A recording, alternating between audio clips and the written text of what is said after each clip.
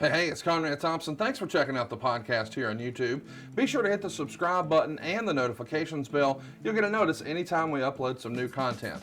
And when I'm not asking Bruce, hey, how big was Batista's, well, you know. One of the things I like to do is help people save money.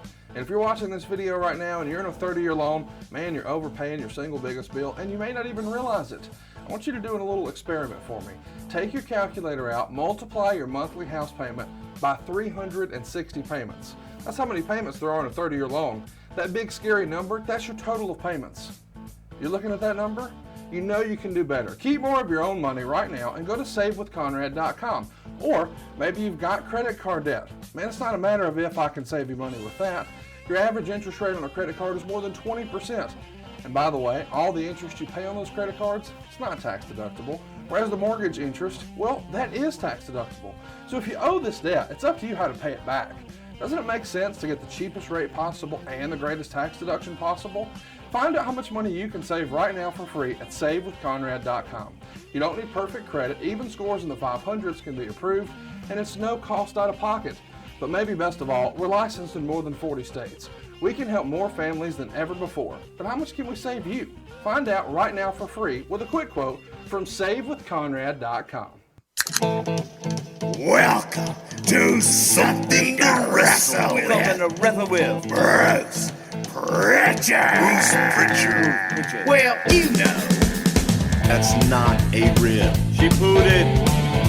Is that a rib? No, there's no box of gimmicks. Rumor and innuendo. I don't deal in rumor and innuendo. And was he there? I was there. Say something about I don't give a shit. I ain't scared of shit. I ain't scared of shit. Fuck him. You, Bruce. You take the cheese. Double cheeseburger. You take the break. Double cheese. Well, you know. And then double mayo. You know, it's called chicken salad. Double onion, motherfucker. You're nothing but an egg-sucking dog. Throw it in your Google machine. Goddamn, kid. God damn it. What the hell show you got there? I need more. Ooh, yeah. What say you? Pronouns, pal. And now, something to wrestle with. Con Bruce Prichard. The second most recognizable athlete in the entire world today. Conrad Thompson. What happened when? Huh? What would Vince say about that? Well, hey, Vince. To the my shoulders look good tonight. Yeah. They're so big. Yeah. Let's go. Bullshit. Welcome to Wrestle. Man. Roll tide on that. Welcome to Something to Wrestle With. Something to wrestle Something with. to wrestle with. Something to wrestle with.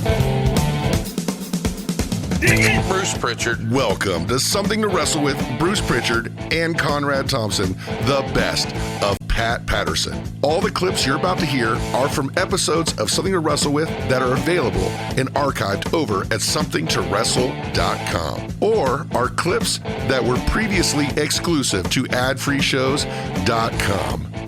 Now on with the show. Something to Wrestle With Bruce Prichard presents the best of Pat Patterson.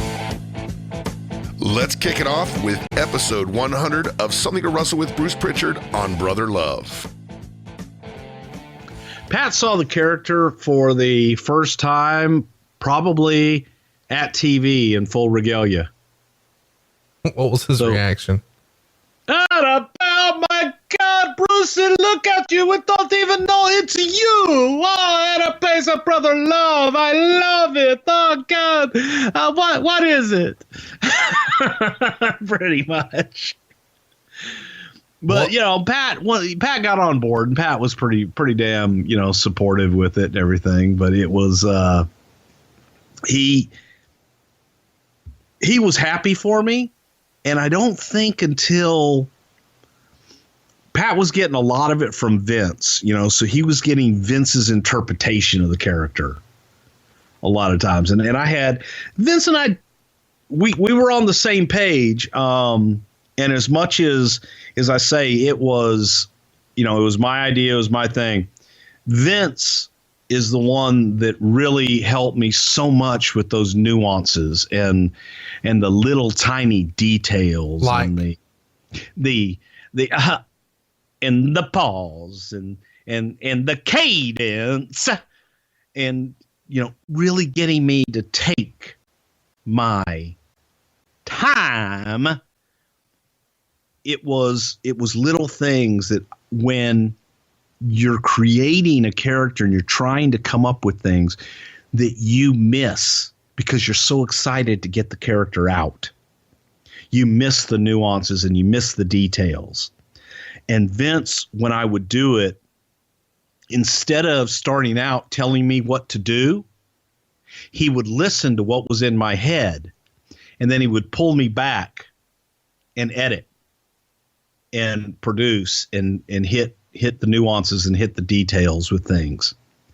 So there were things that just happened, but I dare say that without Vince really getting behind the character and believing in it, it wouldn't have been what it was. Right. Because he liked it. He knew it. He understood it. And he brought it all together and it just helped me pull that little shit together to make it actually mean something. Now, the people that were in the studio that I worked with on a day-to-day basis were kind of like, what the fuck? What the hell's Bruce going to do on camera? He's not a wrestler. Like, okay, let me back up here for a minute. A minute ago, you said, all Pat knew was what Vince had told him and what Vince saw in the character. He hadn't really talked to me about. So you were sort of starting down the path of, we're on different pages or we had some differences, but then you immediately said we're on the same page. So in theory, the character, you guys were on the same page, but there were some little differences between what Vince had told Pat about the character versus the way you sort of envisioned it. What were those? I think that it was just more in the presentation of Vince pitching it to Pat, because I had pitched it to Pat early on as what I saw when I pitched it to Vince, and Vince had kind of shit on me and told me to go find somebody. So I'd pitched it to Vince, but now Pat working with Vince every day and Vince kind of giving his version of this character we're going to do with Brucey. God damn, he's going to be an evangelist, Pat. Ah, that's great. He's going to be what is an evangelist? He's a doctor? What is it? I don't know. So it just was, I guess it was just the nuance stuff. It was the heel tendencies, the I love you, and the slow down and the obnoxiousness and the in your face in the camera, the fisheye lenses with the real severe weird close-ups. It just was, I don't know that anybody got it till we saw it, until it actually happened on the set with the podium and all that shit. I don't think anybody got it until that actually happened. So did you go out and buy just one white suit or did you buy multiples? I wasn't that confident in it. I got one white suit, couldn't find a red shirt in Stamford, Connecticut. Imagine that. But I found a really deep, pink, a dark pink shirt. So the first incarnation of Brother Love was with a pink shirt and a kind of a off-white suit and a white tie. And white and shoes. Michelle Carlucci's the one that found it for me. And who's Michelle Carlucci? Michelle Carlucci, man, she basically runs the studio now, and she was my assistant at the time, and she has been there forever. Been there longer than I have. So she helps you source some of this stuff. I mean, you just run on down to the mall and pick it up at JCPenney's, or where are you picking this stuff up at? Brothers. Oh God. That's the name of the shop. And I'm serious. And it was in the hood, and the name of it was Brothers. From Something to Wrestle With, episode 108 on King of the Ring, 1998. When all this shit's happening and the choke slam through the cage, I knew the two big bumps and I knew the finish, but I didn't know what they were going to do immediately after the bump into the ring. And I'm screaming in the backstage for Pat Patterson. I'm going fucking nuts. And I'm angry at this point because Pat's the agent for the match and he's not there at Gorilla to talk me through the thing. And Jerry Briscoe comes up to me and sits me down and says, "What do you want?" I said, "I've got to know what the hell, what we're doing here. What was planned here? What can we cut out? What can we do? What's going on? Where the fuck is Pat?" And Jerry just looks at me and says, he got a call about Louie. And Louie was Pat's partner for many, many, many years, 35 plus years. And shut me down. I looked at him and said, "Oh my God." I says, "Louie okay?" And Jerry just looks at him and says, "He's dead." Oh, man. And here's Jerry. Here I am, Pat Patterson, best friend in the business. Jerry Briscoe, another best friend in the business. And the two, we've got a job to do in front of us. I'm screaming like an asshole and a lunatic for Pat, not knowing what had happened. I think Jerry knew. I don't even know if Vince knew at that point. And just that, that calm comes over you. And it's a surreal feeling because all this other shit that you think is so important becomes really unimportant. And your priorities go just... It was fucked up. So like in all of that, Pat's getting a phone call that Louie has passed. I'm yelling for Pat. "Where the fuck are you?" to talk me through this wrestling match. And Briscoe gives me the news as cool and as calmly as somebody can do that. And just looked at me and was like, "Let's just get through this." Because to everybody else, that didn't matter. And we just got through it. And then you're looking at guys in the ring that are putting their bodies on the line and risking their life, literally taking bumps and doing this crazy shit that you wonder, wow, is it all worth all that? And I wonder sometimes, man. It just, I said to Mick then, I've said to Mick today,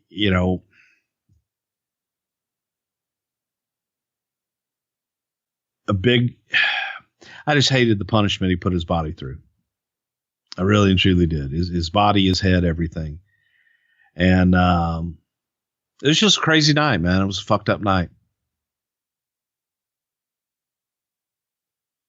I don't know where to go from here, man. You just dropped a lot on us. That's a lot to process here. It put shit in perspective, I guess, because like I said, it's for the moment.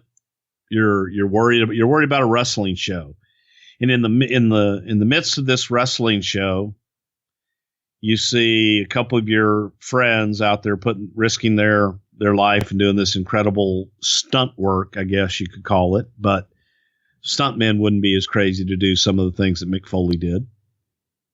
In the middle of that, real life is happening backstage. And you just gotta put your smile on and move on and keep going and not let anybody know.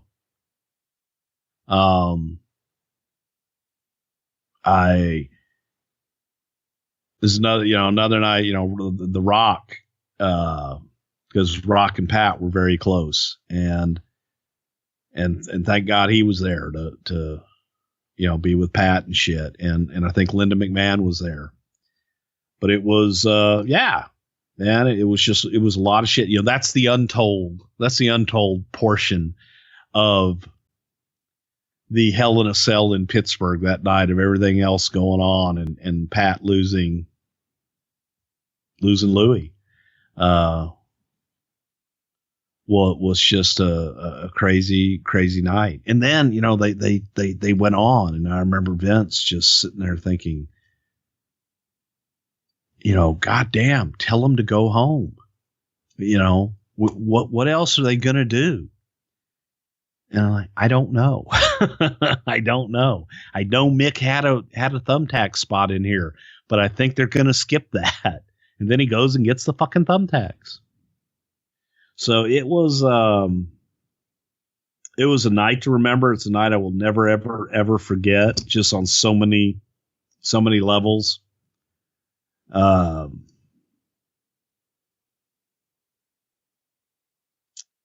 Craziness, man.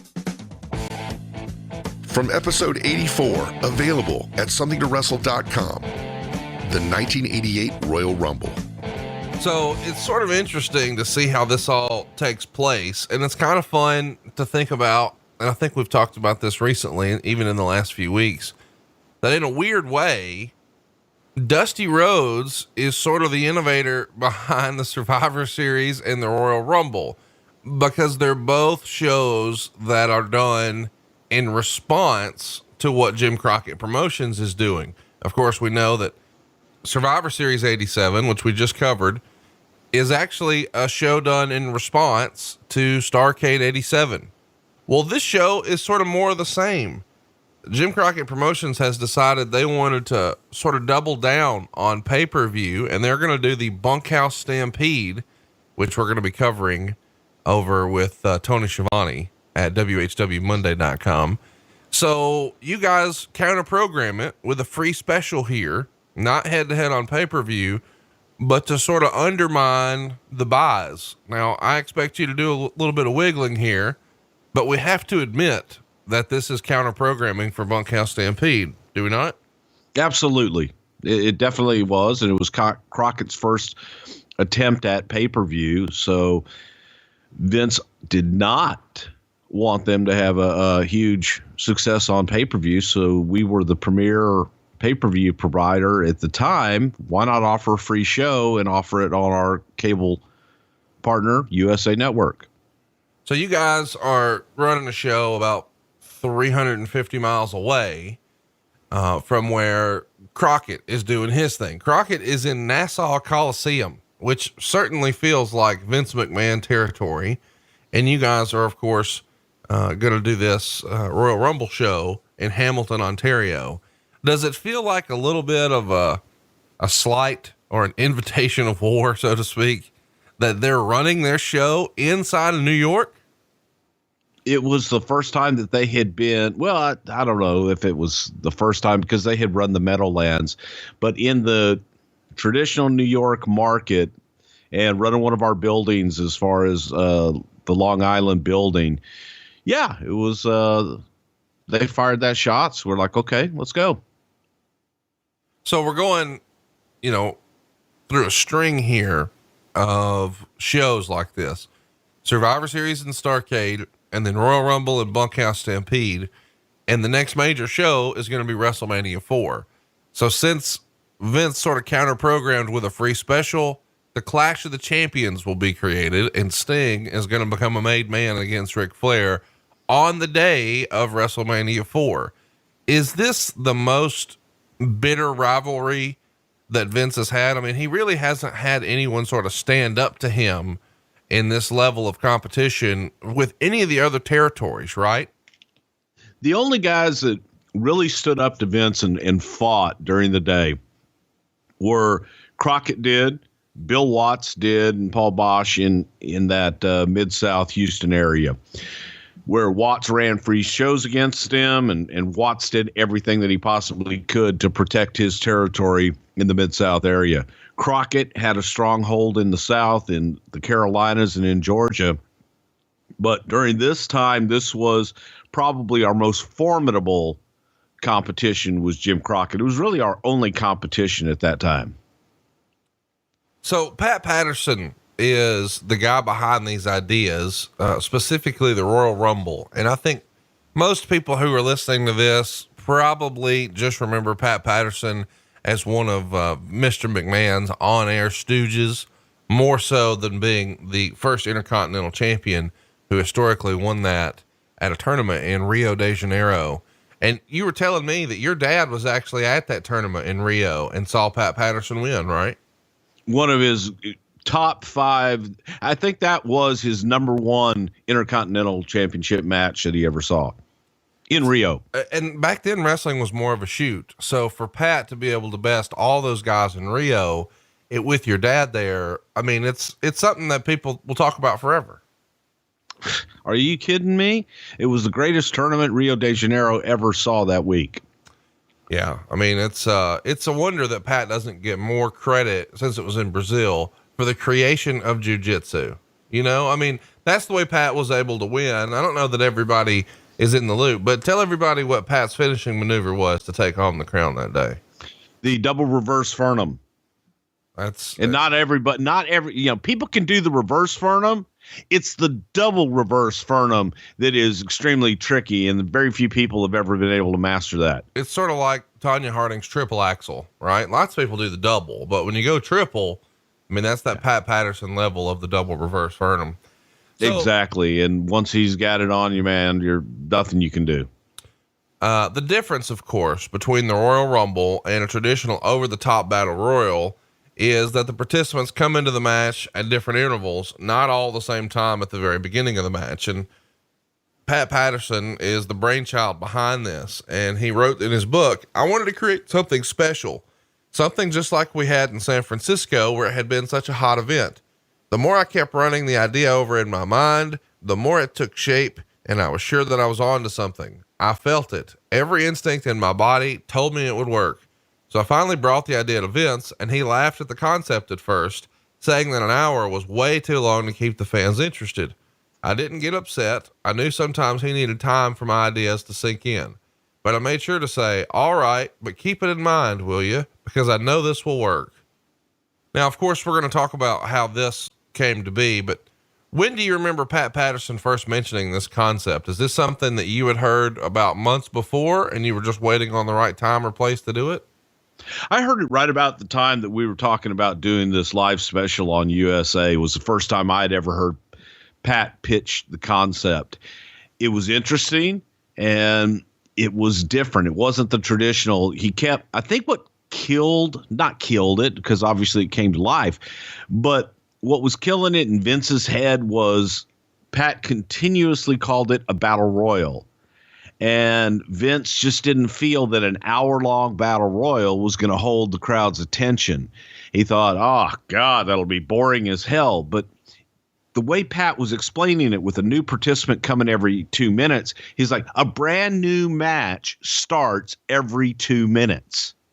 And then you get rid of people, and there's more people that come in. But the big pitch that I remember from Pat was that every 2 minutes you've got a brand new match because you got a brand new guy in the ring. So it's going to keep it exciting. It's going to keep it going, and people are going to be looking back wondering who's next to come out into the thing. So it sounded good to me. I liked the idea, but I also came from a place where the 22-man battle royal was a huge event, and that was something I was pitching. So you were pitching a 22-man. Well, a 22-man 2-ring battle royal. I should clarify that. That was something that Paul Bosch had done every year around January. It was 2 rings, and you had 22 guys start in 1 ring. They throw their opponent into the 2nd ring. Then a new battle royal starts over there. They throw out to the floor. When someone wins ring number 1, they wait until everybody fights out in ring number 2. The winner of ring number 1 meets the winner of ring number 2 for the championship money. It feels a little bit like a WCW concept that they did with Battle Bowl. What do you remember about 22? Is there some sort of special reason that it's 22 guys as opposed to, say, 20? I think it was just something that Paul liked, and it was a 22-man 2-ring battle. All the 2s, 22 men, 2-ring battle royal for $22,000. Everybody had to pay a $1,000 entry fee to get into it. Oh, no, that's a fun gimmick. Okay, so let's talk about how the actual Royal Rumble comes to be. Do you guys call up USA and say, hey, we'd like to do a special, and you're trying to counter program Crockett? Or does someone from USA say, hey, we'd like a special whenever you can figure out a time to do one? How does Dick Ebersol fit into this? I know he had worked on a lot of the Saturday Night's Main Event shows. You can check out our Dick Was Everywhere shirt over at brucepritchard.com. But here he's doing something with USA. How does all this come to be? Well, the USA Network had come to Vince and was looking for some more specials. We had done the Slammies, and they were like, we want some more special event type shows from you guys. Coincidentally, here's the perfect time. Crockett's running on pay-per-view. Why not give them a special right opposite that? And it worked. It was a great coincidence that USA was looking for more specials, and so Vince was able to provide this for him. Dick Ebersol was coincidentally not doing anything at the time. It's just kind of hanging out.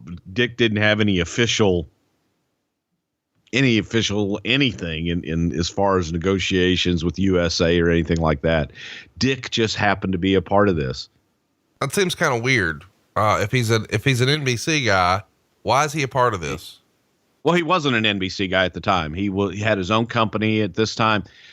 Dick had his own production company. He was doing his own productions. We had done Saturday night's main event at NBC, but Dick had his own production company, and he would work with Vince on different specials and do some different things. Dick was a big part of the Slammies presentation, and they were friends. So as far as this, it was a live television special, and the first one we did, Dick was going to tag along and help us out on it. Don't you love when Dick tags along? He was everywhere. So in Pat Patterson's book, he writes that Dick was not impressed with the card that you guys wrote originally. And Vince, when he hears this, suggests, Pat, tell Dick about your stupid idea for that battle royal. And of course, Pat then goes into pitching. Do you remember that meeting? Were you there when Dick sees what the original idea was? And he's like, I don't know if it's the original meeting, but yes, I was there for for a meeting with Dick, and we were all kind of looking at the card, and it was all centered around Hulk and Andre contract signing for this big February 5th or whatever date it was for the main event on NBC. It was all about the signing of the next one-on-one match, Hulk and Andre. And it had a little bit of wrestling around it. The card did suck. I mean, look at it. It was not on paper. It wasn't good. And then in execution, it wasn't all that great. Didn't hold up that well all these many years later. So thank God for Dick, because he spoke up and said, yeah, this is not a good card. We need something else. We need an attraction. We need something with a little pizzazz. And that's when Vince came up with the, Ed, pitch him. And Pat went on to pitch what is now considered one of the greatest pay-per-views of the year, the Royal Rumble. So the match. What was on the original card that we didn't wind up seeing here? Well, so what did the Royal Rumble match itself replace? I think it was probably two more matches that I can't even remember, with one of them being dug in, and there may have been another tag match in there.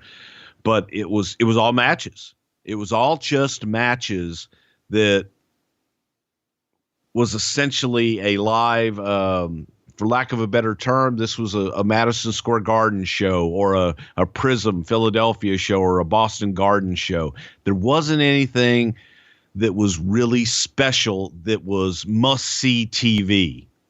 It was just a bunch of wrestling matches. So it would have been a card, much like you would have seen at any other arena. It's worth mentioning that the day before, you guys were in Landover, Maryland and Lexington, Kentucky doing double shots. One of those shows was a matinee. And then here on the 24th, you're also running a show in Halifax, Nova Scotia. That show has Sensational Sherry, Rockin' Robin, Coco Beware, Sika, the Rougeau Brothers, Conquistadors, Demolition Axe, and Demolition Smash in singles matches. Ken Patera's in one of those. Brutus, the Barber, Beefcake, Greg Valentine, Honky Tonk Man, and Randy Savage are all on that one. And that's head to head with the Royal Rumble from 1988. And I guess the reason I wanted to point that out is we're talking about how, and you believe at this point, things are sort of already in place for Randy Savage to be the top guy at WrestleMania, but he's not even on the Royal Rumble. Because it was already booked and Vince didn't want to rebook it. This wasn't, this was to spotlight and get us to the main event, which was going to be in February. So Vince wanted to get there first before he was even thinking about WrestleMania, and Savage was spotlighted and featured on the main event. But here he was already booked. They needed somebody on top to draw in Nova Scotia. That's why Randy was there. And Vince just thought by having this show in Hamilton and putting it on the air where we could do TV there, it was just another show. And it was going to feature Andre and Hulk, and that was all they needed. The Royal Rumble was pretty much a mistake. You guys do TV the very next day at Madison Square Garden. And you guys are selling out everywhere. You sold out here in Hamilton, and there's 16,200 paid.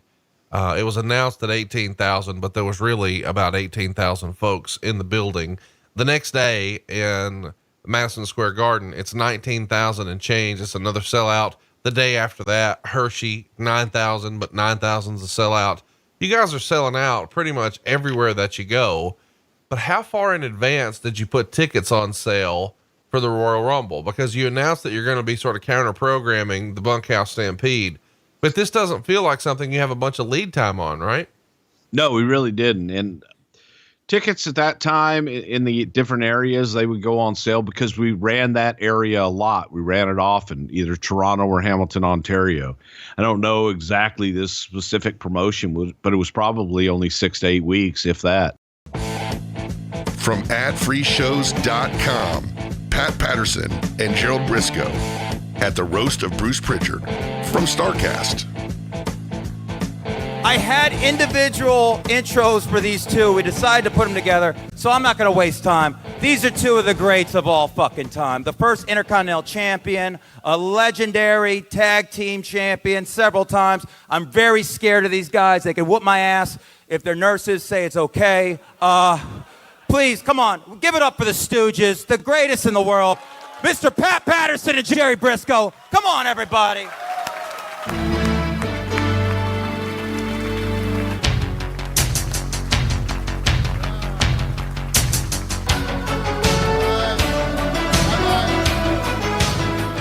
The Jewish guy wrote my lines there. Pat. Oh, my God, I got to take a piss, I ain't fucking lying. You want me to piss on you? I will. It wouldn't be the first time. Pat. Just tell him a story. Tell him you love him. You know what I mean? Who's that? Bruce? Yeah, Bruce. Yeah. I was going to, probably who spent the most time with Bruce Prichard in their entire career was probably you and then me second. But I would. I got a question. Was it really No, 83 weeks? Eric, was it really 83? 83 straight weeks. Yeah. 83 straight weeks, not 83 straight weeks. Pat, when he says straight, you get nervous. Okay, Pat. That's what I tell him. I go both ways. Don't you get it?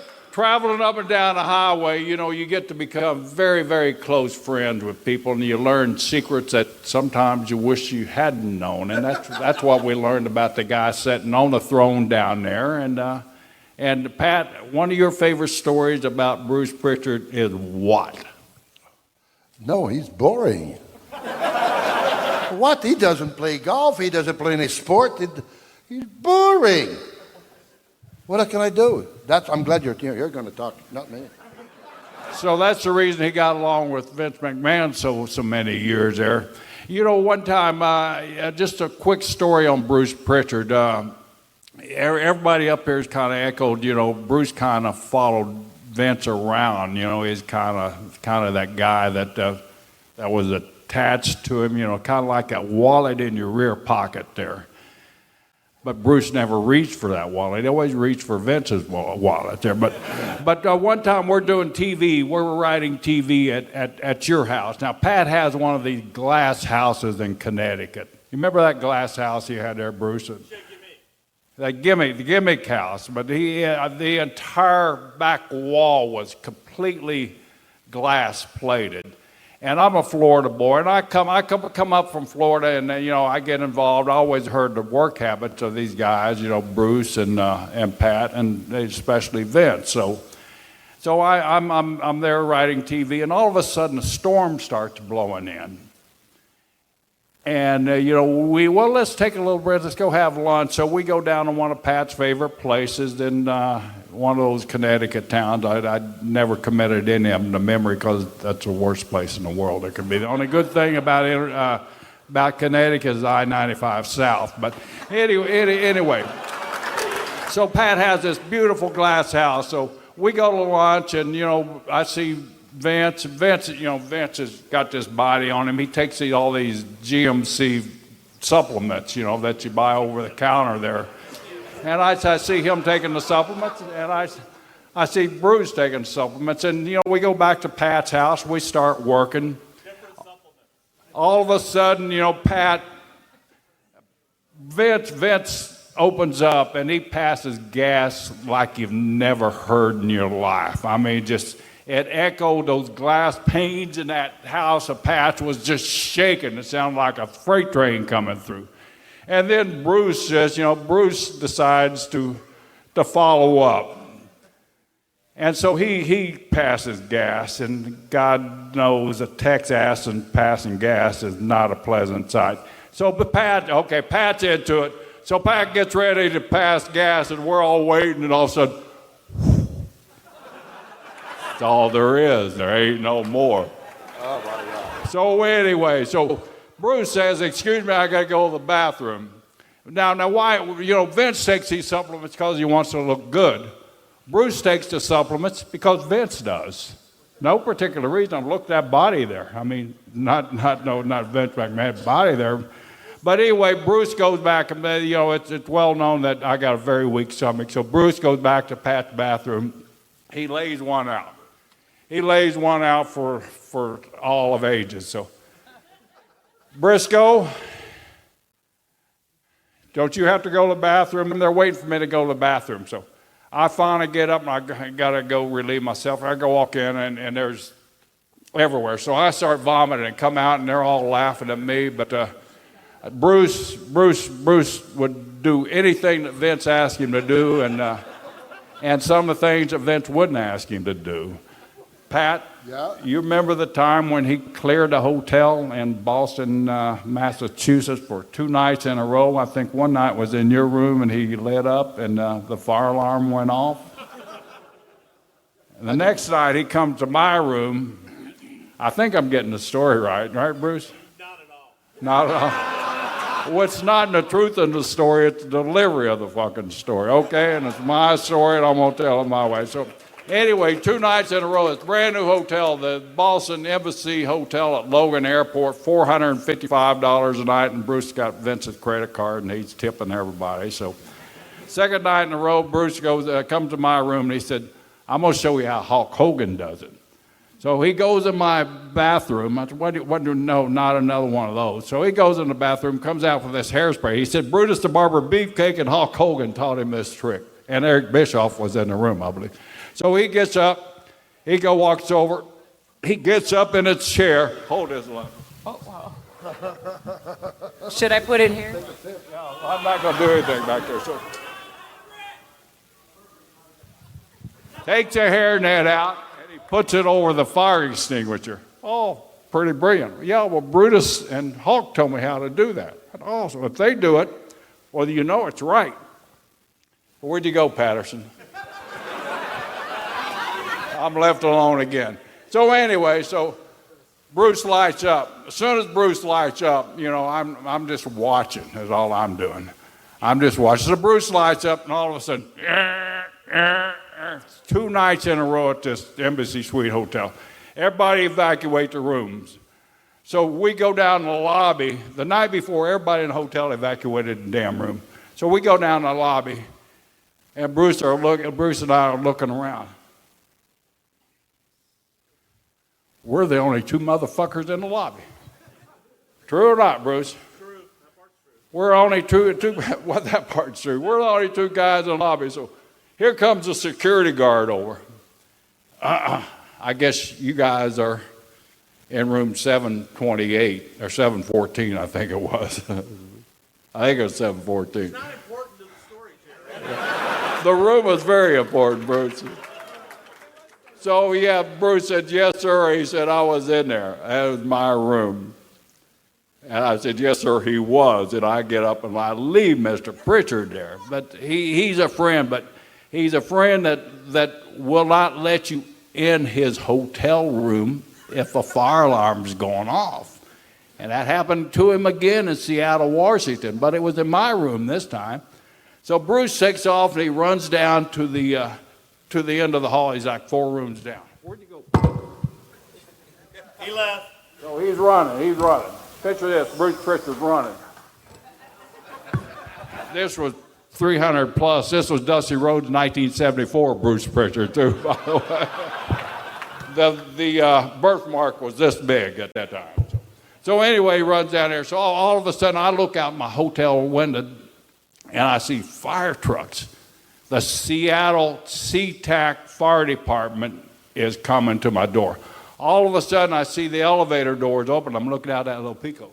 I see firefighters carrying axes, fire hose. So I run out my door. They're running in my door. So I run down, bang on Bruce's door.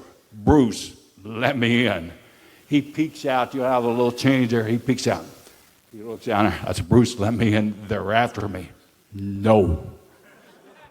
What do you mean no? I'm not letting you in my fucking room. It's your problem. His shit, my room, and who does he blame? The Indian. So, of course, I take all the heat again. I go down there. Well, I was just taking a shower, and I turned the hot water on, and because this is how he told me to lie to the first responders there. Just tell them you're taking a shower, and you passed out in the seat, and all the steam set off the fire alarm there. So if you ever get in that predicament, now you know Bruce Prichard's story to it. But anyway, it's been Pat Patterson deserted me, and I'm making a fool of myself up here. But Pat, you buy me a beer? No. So anyway, I'm still talking. So anyway, ladies and gentlemen, I want to thank each and every one of these great members, my co-workers here on this stage for their great delivery tonight. And when Conrad called me, and I said, Conrad, I need a lot of help. He said, don't worry, I got you Pat Patterson. I hired 3 writers. He hired a black guy, a Jewish guy, and a hillbilly. And I get Pat Patterson for help. But ladies and gentlemen, this is to honor Bruce Prichard, one of the greatest guys that you'll ever travel up and down the road with. I've spent 50 years with him, and Pat Patterson spent 75 years in positions that I don't even know about. Wait a minute, Jerry. Jerry, wait a minute. Repeat, when I left there, you started talking about the... Why don't you tell me the story? I didn't hear it. Would you want to do it again? A little... About the fart that we're talking about? Yeah. Passing gas? Yeah, tell me the story. I left. Oh, where'd you go? Huh? Where'd you go? I would take a leak. I feel so good, man. Okay, Mr. McMahon's not going to approve of this. But anyway. Well, I can't make you laugh because when I was with Bruce, we were just working. Period. Really. We laughed at people.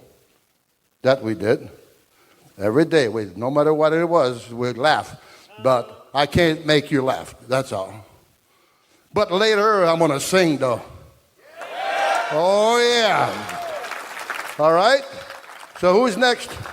I got you. Thank you, Pat. Give it up for Pat. From Something to Wrestle With, episode 154, The Raw is War, from May 10th, 1999. Ministry comes down and puts a stop to that. The Union, this match, the Union slides in and they all tag team up on Viscera, who was just in the last segment. But one of these members of the Union who's involved in that is Mankind. So literally in the last segment, it was Cactus Jack and Viscera in a hardcore match. Now in the next segment, they're both back out here. And this is one of the highest rated segments in the history of Raw here. And I can't believe this is real. This is the highest rated, this one right here. It's the Mean Street Posse, and they're going to be taking on the Stooges, Pete Gas and friends, on their way to the ring here. And the Stooges are about to come out Of course, we're talking about Pat Patterson and Gerald Briscoe. Yeah, and who'd have thunk it that these two kids, along with Billy Pirro, who used to hang out at the house all the time, Shane's best buds, would actually be in a wrestling ring wrestling with Pat Patterson and Jerry Briscoe. That's just the astonishing part to me.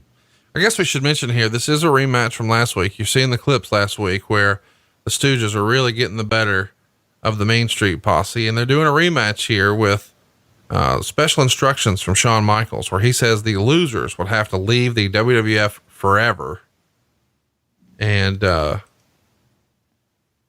Hulk Hogan is obviously one of the top stars for WCW and iconic for the WWF.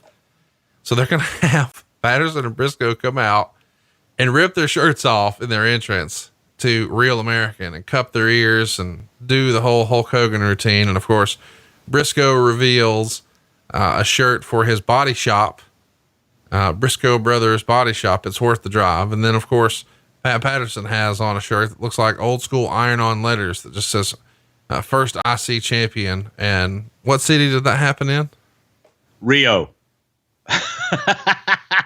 That's all you could get out of Pat was Rio, since he couldn't say De Janeiro. He would say, Rio. Fuck you. Two of the all-time greats here. And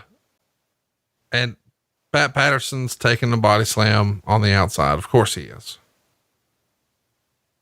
Back in the day, taking a body slam on the floor on the outside, that would have been a big time thing on TV. And here they're just breaking it out to start the match. And boy, Briscoe's like a house of fire, just laying the wood to everybody here.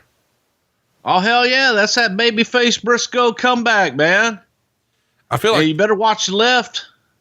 I feel like this is the type of shit that he's doing to Bradshaw and Eric Bischoff in the bars. Absolutely. I've had that comeback thrown on me more than once, especially the damn fireman carries and the suplexes and bullshit. Yeah. Gerald's almost 70 years old. He may actually be 70. I don't know, that old bastard. He could still whoop my ass. He's looking good too. He's even in much better shape now than he was here. Yes, he is. But shit, son of a bitch here, 50 years old, and he could still go and probably whip everybody on the card. The exception of Kurt Angle and Ken Shamrock. Look at these devastating kicks. Think about it, Conrad. Right now, you are witnessing the highest rated segment in Raw history, the Mean Street Posse, and Pete Gas getting ready to whip the shit out of Jerry Briscoe with his own belt. Come on, Pat, hit him with your helmet. Oh, there you go. Fuck you.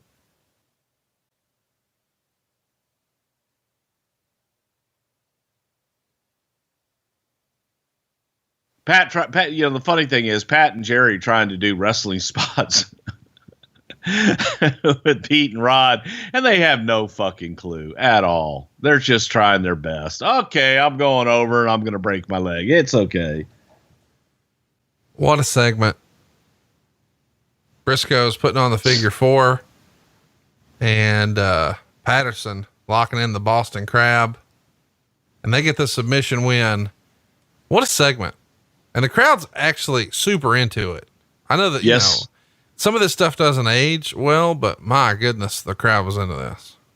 And you know what? To me, I think that this aged very well. It's still fun to watch to this day. And you look at it and you can tell just the enthusiasm of Jerry Briscoe and Pat Patterson, two old pros that, never forgot, and they still have what it takes, and they were still able to go out there and perform. There is I guess I should tell you here, as he's stripping off his shirt and JR on commentary is going to finish this segment by saying, and fellas, he's single. By God, he is too. Look at that. Look at that. Yeah. Yeah. You notice Briscoe kept his shirt on. I love that Pat's just cool with hamming it up. Oh yeah, without a doubt, man. And I guarantee if he were to drop his drawers, they'd be yellow in front and brown in the back. That's how he knows which way to put them on, right? Of course. Doesn't everybody? Whether you rent or own, Geico makes it easy to bundle home and car insurance. Having a home is hard work, so get a quote at geico.com. Easy. Episode 126 of Something to Wrestle With on the Hardcore Championship. Godfather taking on Crash, and one of the hoes, which I believe is Bobcat from Maryland. She'd been working in Memphis a little bit around this era. Pins Crash to win the title for a few seconds, but then he rolls her up, pulling up her dress so you get the good panty shot, and regains the title. Is this the first time you had a hardcore hoe champion? It was, but I don't think it would be the last. Yeah. Were there other hardcore hoes sort of behind the scenes? Well, you know. Oh my gosh. On the May 18th SmackDown, we see Crash sleeping in a room trying to get rest, but because of the 24/7 rule, Gerald Brisco and a referee tiptoe into the room and the ref counts 3 on Crash. So now Brisco is the hardcore champion, but they make noise leaving the room and Crash wakes up and it winds up in the ring with Crash beating up Brisco until Patterson comes out. Crash breaks broomsticks on Brisco, and then Patterson pulls down his pants and shows his underwear. What's the rule of thumb anytime Pat's going to show his underwear on TV? Yellow in the front, brown in the back. Crash stops Patterson with a low blow and then takes the broomstick and sticks it right up Patterson's ass. How much fun were you having with this? Well, you know, there comes a point where you just have to have fun, damn it. You know what's fun too is in this era, Gerald Brisco is perceived to be an old timer and he's way out of place. He shouldn't be here. Yeah. He's 53 when he wins the hardcore title, which coincidentally is the exact same age as Shawn Michaels and The Undertaker today. The day of Crown Jewel. And Jerry Brisco at 53 could probably whip 98% of the guys on the roster in real fight. But seeing your buddies involved here for the hardcore title, you know, with the underwear spots and pinning a guy in his sleep, these are your buds. You had to be getting a kick out of this. Oh God, we had a blast with it because we just, you know, the Stooges were fun to work with and they were always entertaining. So we just try and think of different predicaments to stick them in. On the June 12th Raw, Crash would pin Patterson and Brisco before Brisco ran off, and they wind up in the ring where Crash can pin Brisco in 2 minutes and 27 seconds to win the hardcore title. Lots of silliness here, garbage cans and whatnot. A week later, he beats Bob Holly by DQ, and after the match, Bob decks him. Backstage, they're doing a celebration, and Patterson breaks a bottle over Brisco's head and pins him. So at 59 years old, Pat Patterson is the hardcore champion. And that gets us to the June 25th King of the Ring, where Crash would regain the hardcore title by interfering in the evening gown match between Gerald Brisco and Pat Patterson. I wish I was making this up. I just want to start that sentence again. Crash regains the hardcore title by interfering in the evening gown match between Gerald Brisco and Pat Patterson in 2 minutes and 47 seconds. Patterson and Brisco were dressed in dresses with women's underwear, lipstick, stuffed bras and wigs. And, yeah. Well, you know what the original suggestion for that match was? What's that? And I will give credit to the person who came up with it. How about we have an evening gown match with Trish and Lita? What do we do with the Stooges? Well, I was talking about the Divas. We could have Trish and Lita in an evening gown match, give a little sex appeal, you know, tear off the clothes and everything. Goes, God damn it, you're right. I love it. Patterson and Brisco in drag in an evening gown match for the hardcore title. Dead silence. We're looking at each other and thinking, okay, come on with the punchline. And Vince just writes it down. And Michael says, boss, Boss, I don't think you understood what I meant. I was thinking Trish and Lita against each other in an evening gown match. Ah, God damn it, Michael. We've seen that. We've never seen Patterson and Briscoe in drag. You gotta think entertainment. And that's exactly how that conversation went. We're all sitting there scratching our heads going, how in the fuck did we get from that match to this match? And that's the one Vince loves. So therefore, that's how we got our Patterson and Briscoe in drag. How did how did Briscoe react to being told he's going to be put in drag? I'm not gonna do it. You want me to wear a dress? Yeah, and lipstick and makeup and a wig. Fuck you. I'm not gonna do it. Pat already had an outfit picked out, the whole 9 yards.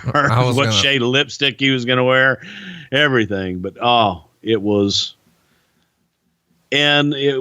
probably one of the most talked about, highest rated things we ever did. Meltzer would write, about the only funny thing was Briscoe getting mad at the person showing him the dresses, saying that since he's the champ, he needs to look better than Patterson. And then actually Patterson's interview complaining about the dresses was pretty funny. If they just canceled this travesty. Patterson kissed Howard Finkel, which I can almost bet money Finkel didn't know was coming. Ross mainly did gay jokes about Patterson, such as his part-time job as doing rear end work at the body shop. And Patterson stuffed a banana in Briscoe's mouth.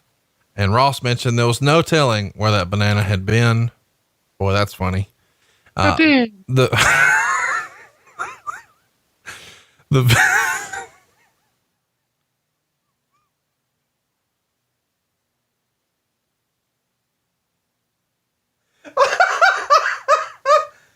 you got me. The visual, thought of on that one was about enough to give someone morning sickness, even if they weren't pregnant. Patterson then tried to shove a maxi pad in Briscoe's mouth, and Patterson's dress still had a tag on it. They were ripping at each other's dresses, making sure that everyone saw their women's underwear, and fans were booing this out of the building. I was swearing Russo had secretly jumped back and got his job back without an editor. Finally, Crash saved the day and hit Patterson with a garbage can to score the pin in the longest 187 seconds of recent wrestling history. Thankfully, all the old women in the front row at the Cow Palace who used to idolize Patterson are no longer watching wrestling. -3 stars. Oh, fuck him and his -3 stars. He's goddamn 10 stars all day long, twice on Sunday. Especially because it happened in the Cow Palace. How was Vince reacting to this, watching in the back? God damn, I love it. He loved it. Vince absolutely loved it. Everybody loved it. It was great once it got going, but it was, you take two of the all-time greatest workers in the business and stars, and a legitimate tough guy, Gerald Briscoe, and just Pat Patterson probably being the best worker ever, and put him in dresses for a hardcore title. Available in the archives over at somethingtowrestle.com. Episode 109, Brutus, the Barber Beefcake. 3, and this is when there's a bit of a transition. On the WrestleMania 3 show, you may recall, Roddy Piper has his retirement match, or so we think at the time it will be, against Adrian Adonis, and it's a hair match. And at the end of that match, well, explain what happened with the hair here. Well, it was time for, I guess, Adrian to have his head shaved. And instead of Roddy doing it, it was an opportunity, I think, in Vince's mind, that Vince had this character for Brutus Beefcake. He had broken up earlier in the night with his partner, Valentine, and split with his manager, Johnny V. So they send Beefcake out to actually do the shearing of Adrian Adonis's hair. And when they get out there, they learn the lesson that, unfortunately, New York didn't do a lot of hair matches, so they didn't really know the pitfalls, but they used a battery powered shear, which is not that powerful. And when you have someone with long, sweaty hair, the shears get jammed up and they're not that powerful. So Beefcake is out there, and Beefcake is trying to cut Adrian's hair and trying to shave his head off, shave the hair off, not working. So they cut it up brutally. Beefcake does the best he can. And that night, the Barber was born. And it really is amazing that happened right before our eyes, because even then, he himself didn't really know what's about to happen here. Of course, hair versus hair match, these hair matches have been a big thing forever, but in Mexico, it was hair versus mask a lot of times. Tell everybody about what a big blow off match, a hair match used to be a generation or two ago. Oh my God, it was everything, especially when you had a hot heel with long hair or a pretty boy gimmick where you could shave someone's hair. Bald wasn't cool back in the 70s and 80s and 60s, what have you. It wasn't cool to be bald. Nowadays, people shave their head and I guess they look good bald, but it's not the stigma that it was back in those days. So you could have a match and the stipulation be whoever loses this match is going to get their head shaved bald in the middle of the ring. It was a humiliation factor to humiliate and take someone's identity away from them with long hair. In Mexico, it was a pride thing, and you'd go the mask, which is the tradition in Mexico, versus the hair.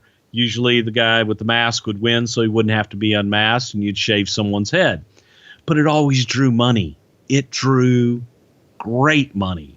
Gino Hernandez and Jose Lothario did 2 hair matches inside of a year in Houston, Texas, and both drew very well. So it just was an educational process and a culture thing. In the South and in other territories, it meant a lot. New York, Vince didn't get it. Who the hell cares about getting your hair cut? Didn't understand it. That's amazing, man. So he shows up about a week after WrestleMania 3, and they're going to be doing a show in Rochester, New York, just like we are tomorrow night at BrucePrichard.com. He's at the War Memorial Arena there, and in his dressing room, he starts laying out his gear when all of a sudden, Renee Goulet strolls in and has some other producers in tow with him. And Renee hands him a white jacket and says, "Here it is." And Brutus says, "Here's what?" He takes the jacket from him and he says, "It's your new gimmick. You're the Barber now." And Leslie flips out. He had no idea he was getting a new persona. He was just now getting comfortable being Brutus Beefcake and making money with it and feeling good about it. And now they're going to make him into a wrestling barber. He wrote in his book, "I didn't like it. I didn't like it one bit." Were you involved in creative at all yet? I mean, what at this point, did you know about the Brutus, the Barber Beefcake thing at all? Or do you find out about it like everybody else does? I was in the production meeting when Vince announced it to everybody else in the production meeting, and that Brutus Beefcake would now be known as the Barber, or Brutus the Barber Beefcake. And that he felt there was a disconnect. I think that Beefer had already worked a couple of TV tapings, and Vince was like, "God damn, he's a babyface now. And there's got to be a change in the gimmick. He's now the Barber. He shaved Adonis's head. I want him to be a stylist." And that was Vince's thing. Yes, his name was the Barber, but Vince, and in the promos that Beefcake did, and in the vignettes that we did with Beefcake, it was all about being a stylist. And that's what Vince wanted Beefcake to be, is to be, yes, he's Brutus the Barber, but he's going to style their hair. And it was all based on the world champion barber, Sal Fedora, who was Vince's personal barber. Phenomenal. And the first vignettes, not these weren't vignettes. These were just pictures where they took Beefcake down to a barbershop and shot some pictures with him and shit. Before you tell that story, let me continue the story that he tells in his book about being told he's going to be the barber. He immediately tells Renee, "I am not the barber." And he says, "Oh, yes, you are. So says Pat." And Brutus wrote in his book, "I should have known. Pat Patterson was gay. He kayfabed for a long time, but all the boys knew he liked men. Take nothing away from him. He was and is still probably the greatest storyteller in the game. But if I was in the ring trying to be a lady killer, cutting hair wasn't my idea of getting chicks. You see, Pat Patterson's lifelong partner, Louie, was some kind of stylist or something. Having me be a barber just felt like it was a way for Pat to get his jollies. You know, seeing a decent looking wrestler in barber attire was probably a way to get his rocks off at my expense. I immediately pictured Pat sitting in a barbershop chair with one of those black smocks on. When the barber starts running his fingers through Pat's hair, you could see the black material of the smock rise and pitch a tent in his lap. I got cold chills. This is disgusting. It felt like Pat was projecting some sort of weird fetish onto me and would live vicariously through watching my matches or something. I don't know. All I know is I didn't like any of it. So he's really reaching here in the book, but you could tell he fucking did not like this barber idea. But there is a little bit of truth in that. Pat's partner Louie was a stylist, but maybe Pat's partner Louie was. Yeah, he sure was. But the idea for the barber was Vince McMahon's. Right. So if they don't like something, rather than blame Vince and rather go to Vince, it's so much easier to blame everyone else and accuse somebody else of doing it. So that's just kind of the MO in the wrestling business, if you will. It's amazing. Let's talk a little bit about, and this is kind of fun.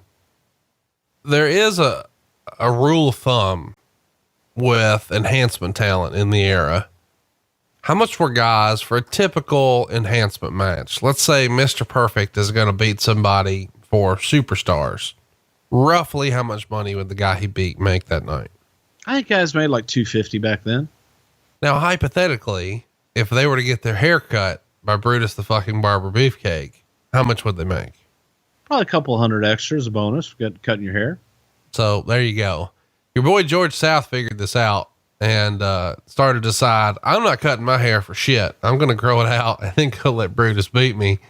And he'd get a $200 bonus whenever he got the haircut, which is really pretty awesome.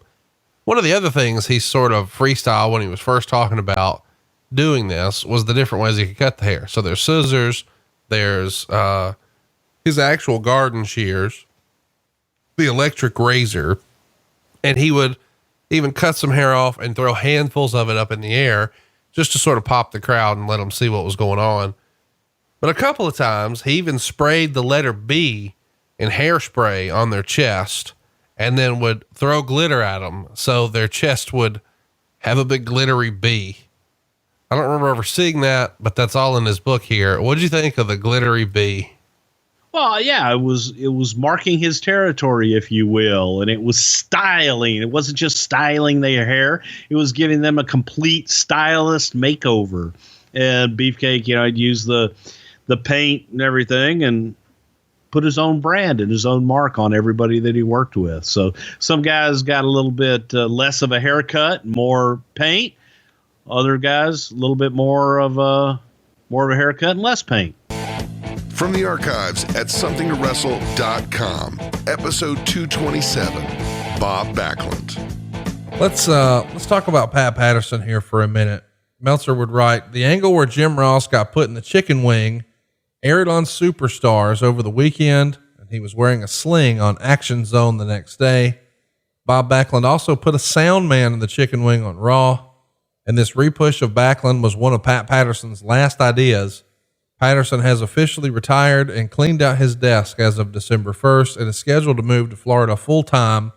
Of course, we know Pat Patterson never really retires. He's going to be back before you know it, but this was one of his big initiatives, pushing Bob Backlund. And how easy was it to convince Jim Ross to take the chicken wing? Of course, over the years, you're going to break cement blocks over his head and shatter glass jars and make him kiss people's ass and pull his head out of his own ass and have Austin beat him up. But I think this is one of the first times we saw Jim Ross in some physicality. Talk to me about Jim Ross being involved physically and how Pat Patterson may or may not have been involved in all that. Well, good old JR was the play-by-play. He was your host of the show that everyone knew and loved. So if you want to get heat, why not go after him? And beat him up, a defenseless play-by-play guy. And then when someone comes to the rescue of JR, the problem was trying to find anyone that would come to the rescue. I like the idea of putting a sound man in the chicken wing on Raw too. I mean, just having him go crazy and attack everybody was good stuff. He is back in the Royal Rumble again in 1996. This time he's eliminated by Yokozuna. He does this Backlund for president gimmick, but it's sort of going unnoticed for a while. Do you think with Pat maybe easing out and there's nobody championing for it and it just doesn't get the TV time it did before?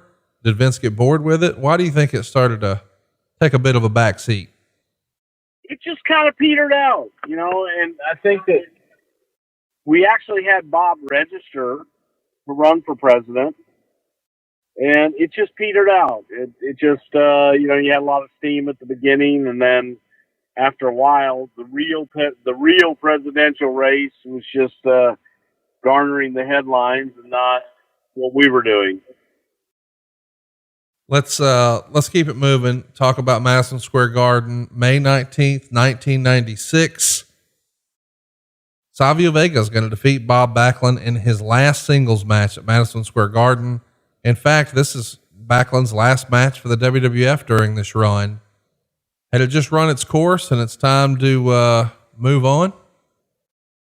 It had, and I think Bobby had grown tired of traveling and not doing anything without being involved in a major storyline.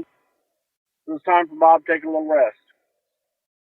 Well, as we said, the last WrestleMania appearance for Backlund, WrestleMania 13, Rocky Maivia is going to pin the Sultan.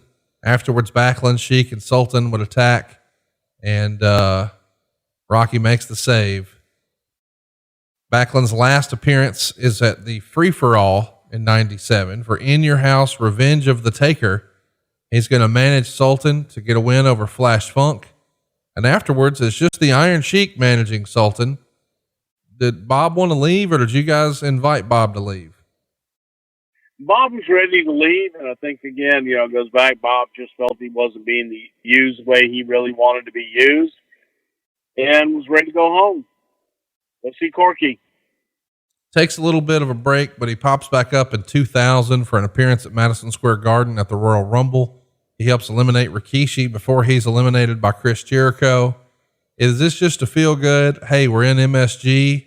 We need a surprise every year for WrestleMania or for the Royal Rumble. We need a few surprises. What about Bobby? Yes.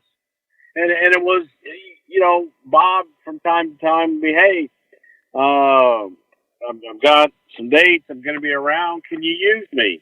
And Bob would drive to towns just to be used. He was just, well, Bob's available. Yeah, let's do something with Bob. From Something to Wrestle With, episode 193, New Year's Revolution, 2005.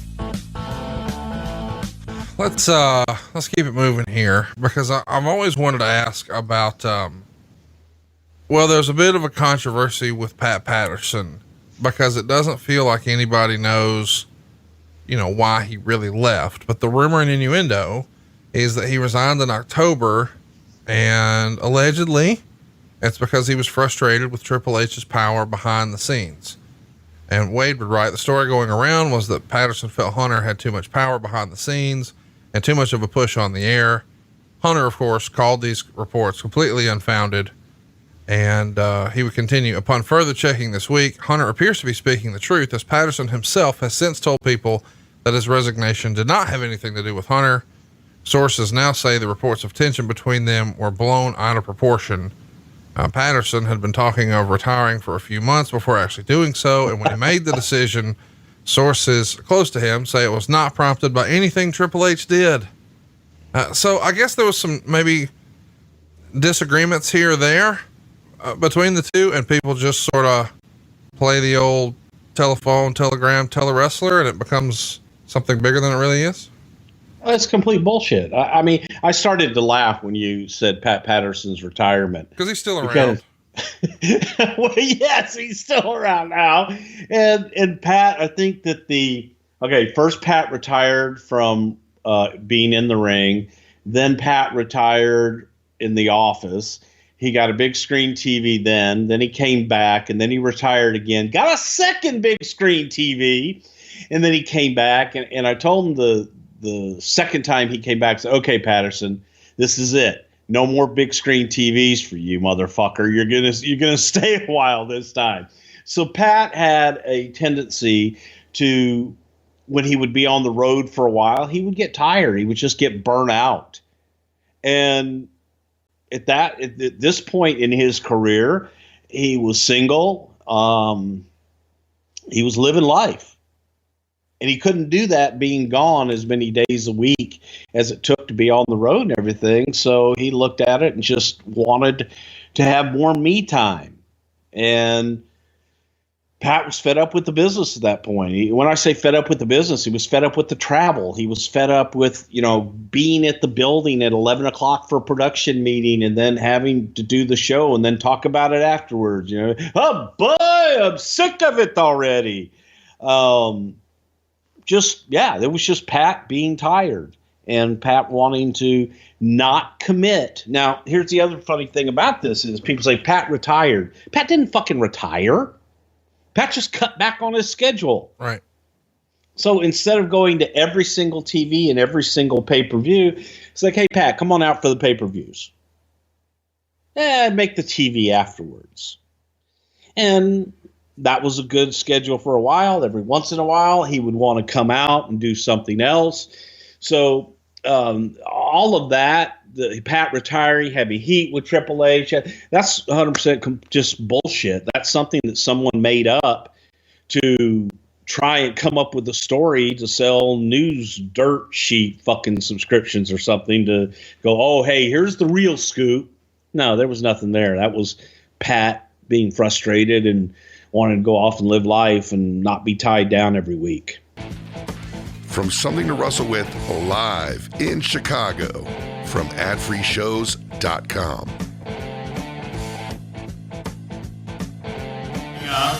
We pray that they will show up, but we never know if they're actually going to show up.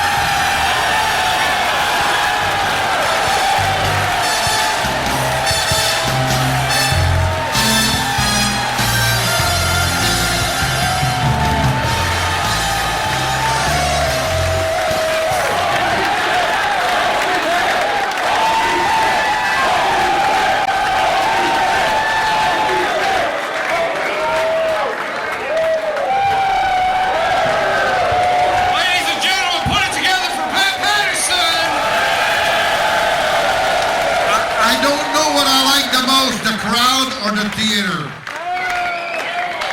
Hey, I love you all. Don't worry about it. Okay, so fuck spend my days. Who's to hear Pat Patterson sing? Well, I came here to have one drink and I had about 10 of them. All right, Music Man, you don't start the music till he says hit the music. So, Pat, first of all, thank you for coming out. Well, thank you. Can you imagine? No, I really appreciate all of you to be here. Really, I appreciate, when you look at Pat Patterson and you look at them because you appreciate them, we appreciate all and every one of you. If it wasn't for you, I wouldn't be here. If it wasn't for the Uber, my microphone is better. Yours is better than mine. You want mine? Yes, you have a big mouth, that's why. Can I tell a little story? Please do. Oh, God. Any of you ever read my book? Yeah. Okay. Some of you probably do, and some of you don't. I'm a little bit of a different, but I got a story that I've been wanting to tell you. And when I was in San Francisco many years ago, I was tag team partner with Ray Stevens. We were such a great guy and a great wrestler. Had a lot of fun with him. And one of these days, after a while, we decided to turn against each other. So Ray Stevens turned on me, and he became the villain, and I was the baby face. Now, Ray Stevens had a lot of heat, and he was beating the shit out of me one night. in the ring at the Cow Palace, and he's choking me, and I'm selling, and I'm choking, and there's a guy that jumps up on the apron fan. He goes, "Stevens, you're a fucking I mean, the whole place could hear him. Ray Stevens grabs me and he goes, "Man, if they only knew."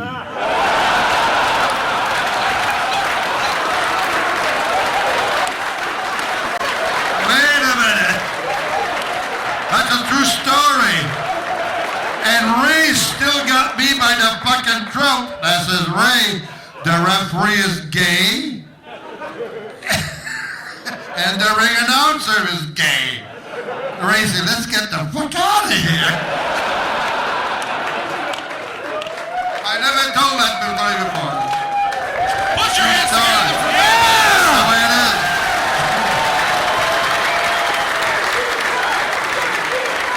All right, but Pat, true story too. Yeah. This is how I tricked Pat into coming out here and joining us. Pat Patterson is one of the greatest singers. Don't worry about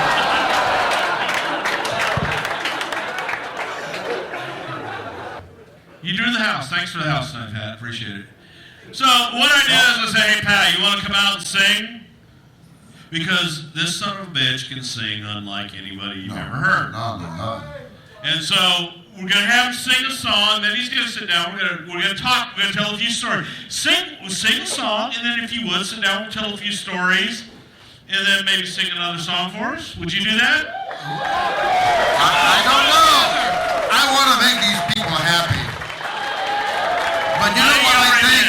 Look, over here I see them all, but over there, look at them. They're all in the closet up there. Come on out, don't worry. No, I'm only joking. Come on. And the music.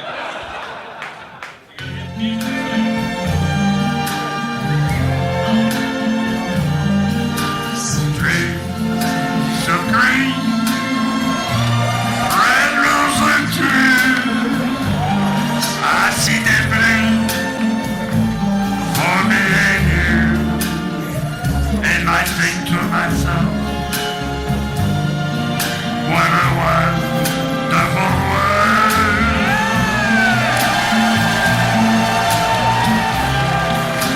Sky to blue, down to white,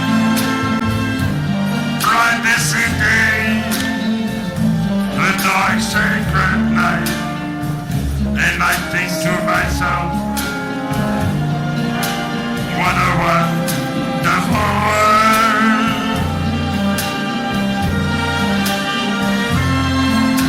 Doctors. Hello?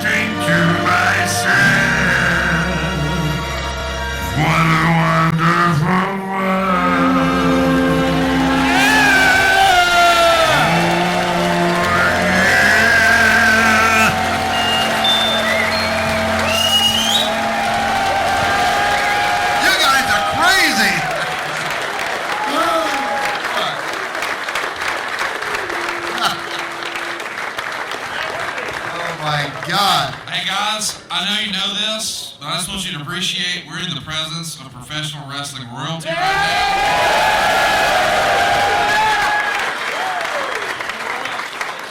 I mean, you have to appreciate so much of the shit we all grew up on. Royalty. I get peanuts. So much of the shit we grew up on, for real, was created by 3 guys sitting around a patio table near a pool. And this is 2/3 of them, and the other one ain't coming. This is good as it gets, guys. Hey, the motherfucker created the Royal Rumble. Y'all hear me? Yeah!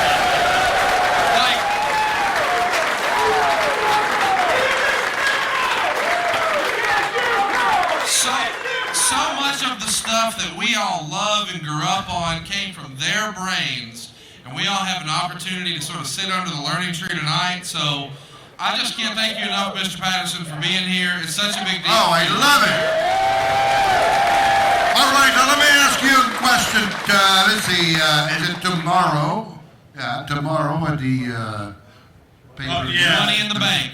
Money in the Bank. Yeah. Who do you think's going to win? Miz? Yes! Miz! Miz! I'm voting for Miz. Who? This is Strowman. Strowman, Miz. Strowman. I vote for Miz. I do. Not everybody has a different... So Patrick, you and I, you worked in Chicago long time ago for Vern Gagne. Yeah. Any good Chicago stories that, fun stories? Like any places you like to stay around Chicago? There wasn't much in Chicago in those days. It was so goddamn cold around here. But anyway, I remember in Milwaukee, though. Milwaukee, Wisconsin, and we had a big show there one night. And Ray Stephen and I are working in a tag team match against the Crusher and Vern Gagne or whatever.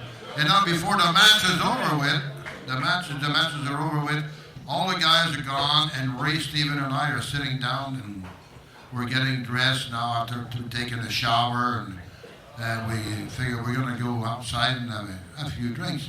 We look outside, it was snowing like you wouldn't believe. Everybody was gone, we're all alone. And Ray says, what the hell are we going to do? I said, we can't spend the night here. So what we do, we open the door of that big, huge building, and there's one up the street, there's one bar with the light that's on. I says, well, we're going to have snow up to our knees, but let's go to some place to have a drink. And we're walking in the snow at 1 o'clock in the morning in that snow.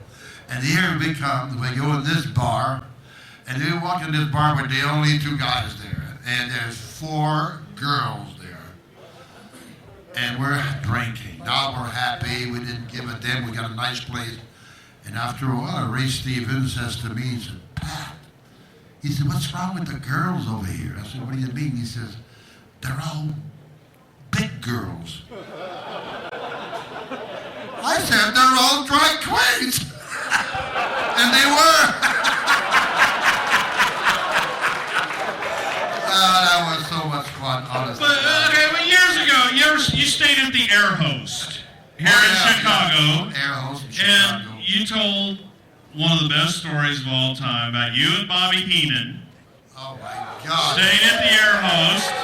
Put it together for Bobby Heenan, come on. Now, keep in mind, this is 2 grown-ass men sharing a room at the Air Host, which is the epitome of shit hotels. It was a shitty hotel, you're right. Yes. So, what did you 2 grown-ass men figure you would do at the Air Host Hotel one night? Well, first of all, Bobby Heenan and I, we had a good kind. We had a lot of fun together, and blah blah blah blah blah.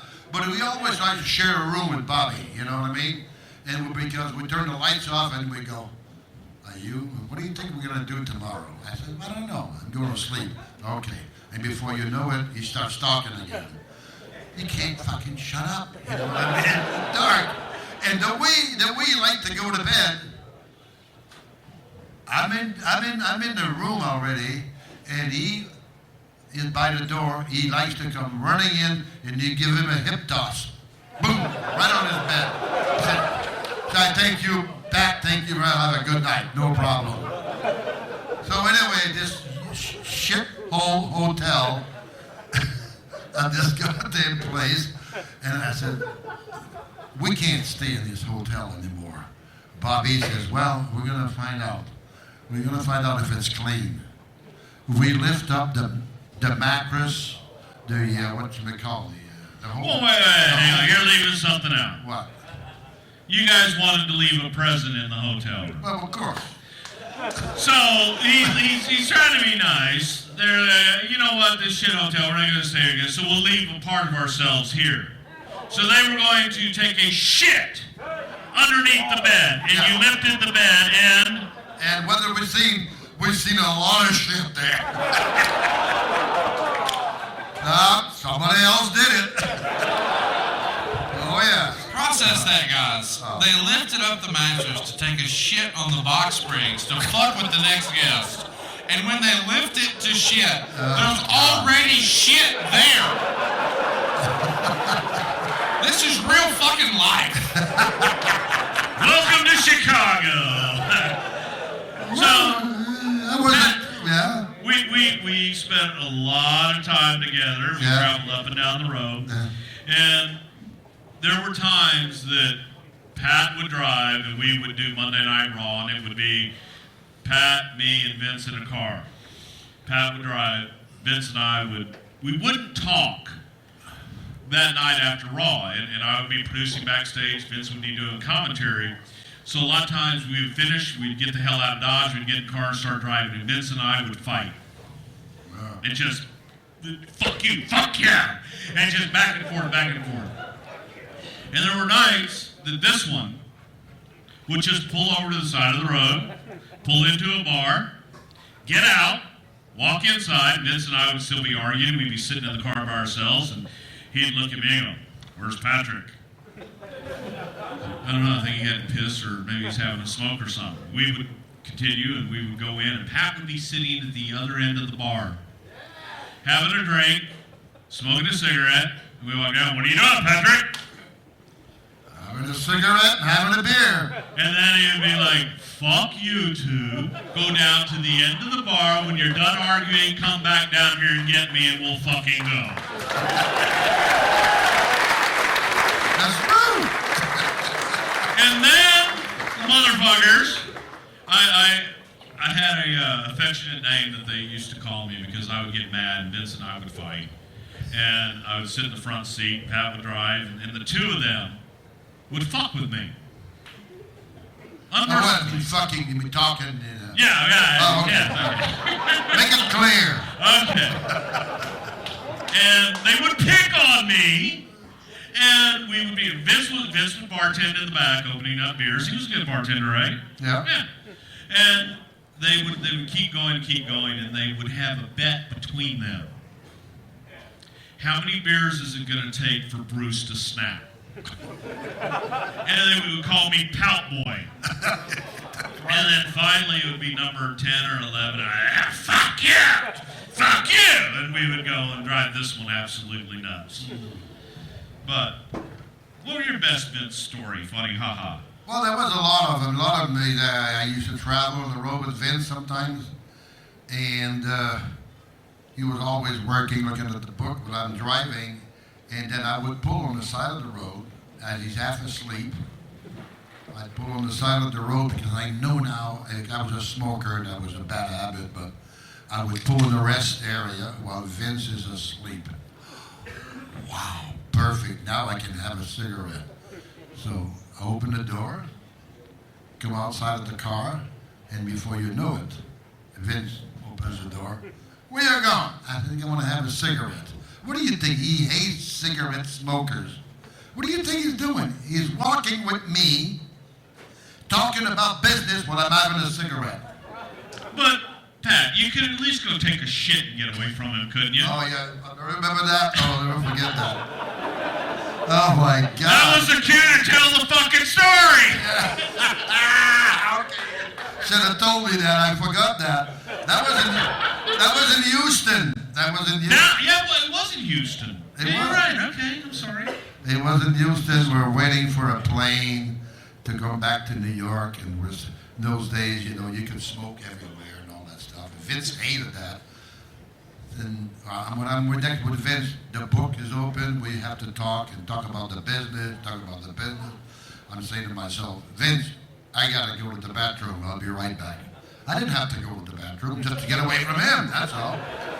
So I go to the men's room, and I'm sitting down on the stall, and I'm just, oh my God, I don't have to listen to him, Jesus Christ.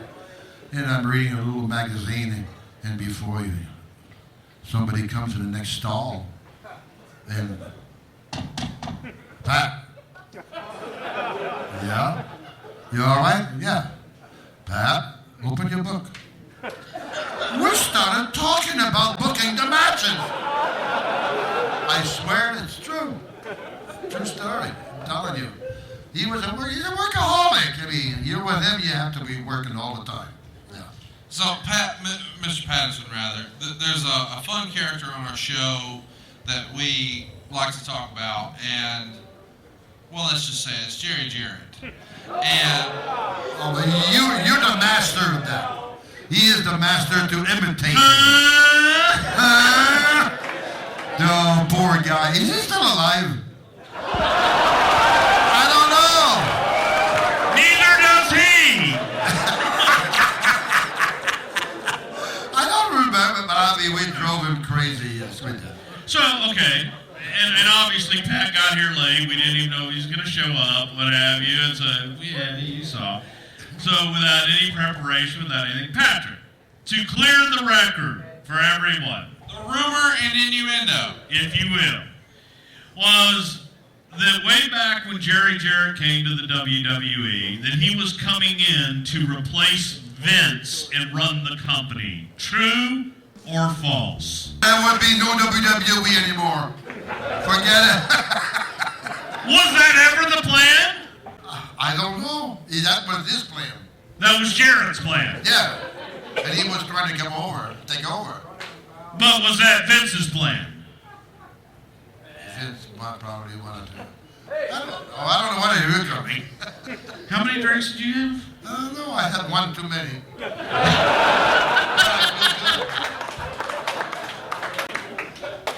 Where are we at now? We don't. We're in Chicago, Pat. Money in the Bank tomorrow at Rosemont Horizon All-State Arena. What's your name again? Let me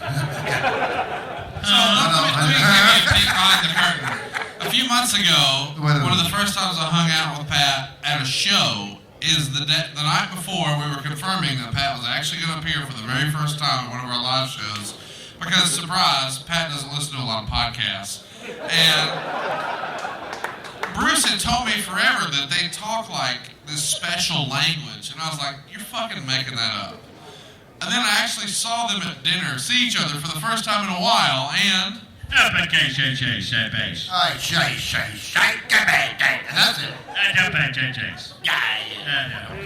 They were just shit in public, y'all. We get it. We understand. We just had an entire fucking conversation. Fuck y'all. You know one thing that was fun?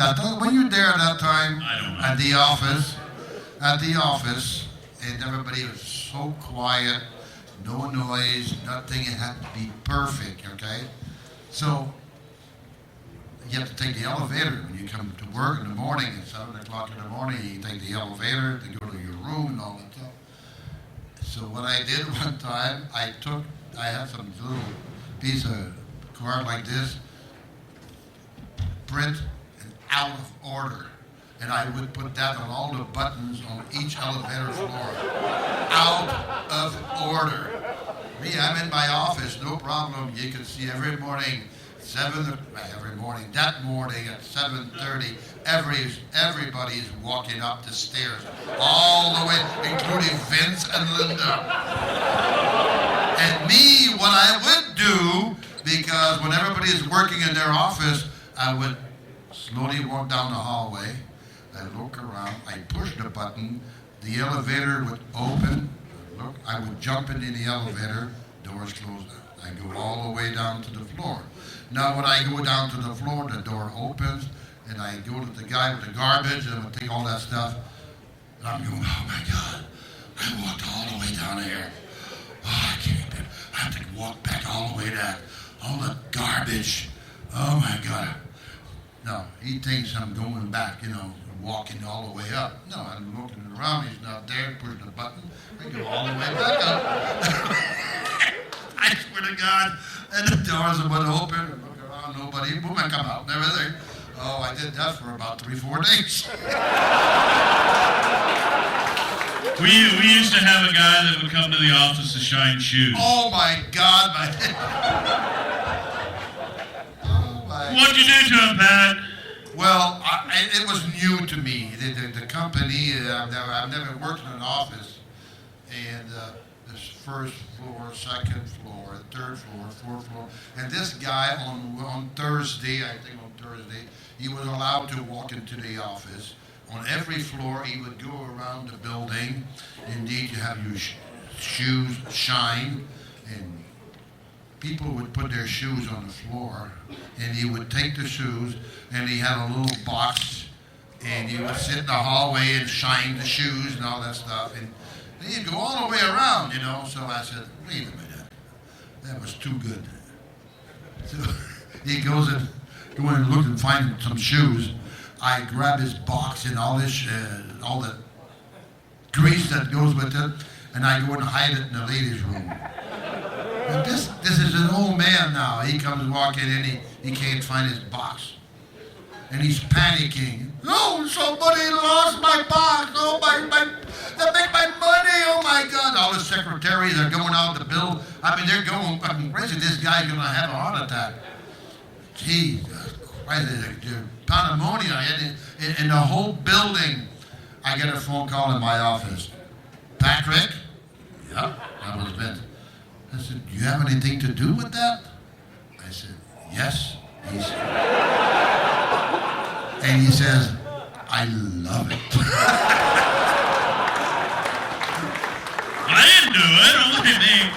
I tell you what other thing we did. We kind of got in trouble for it.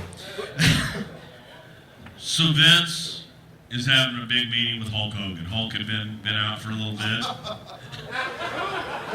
And Hulk is coming into the office to have this sit down with Vince. And we don't even see Hulk when he comes in and all this shit. He goes into Vince's office and everything. Pat and I are in our office, and I had, remember those Hulk buddies, the wrestling buddies? Something. And I said, hey, Pat, what if we, take one of these little Hulk Hogan buddies, and we tied a noose, we tied a rope around his neck, and Pat and I go up to the roof, and we position ourselves right in front of Vince's office. And this one lowers the rope down, and we get it right in front of Vince's office so that it's facing in. So that we know where Vince is sitting in the office, and we assume Hulk won't be able to fucking see it because Hulk would be sitting with his back to it, so he could be facing Vince. And we lower it down, and we're sitting there, and we're laughing our asses off. Let's go. Next thing we know, we hear a boom, boom. The door on the roof is open. And we hear a Patterson! Bruce! Stop fucking around!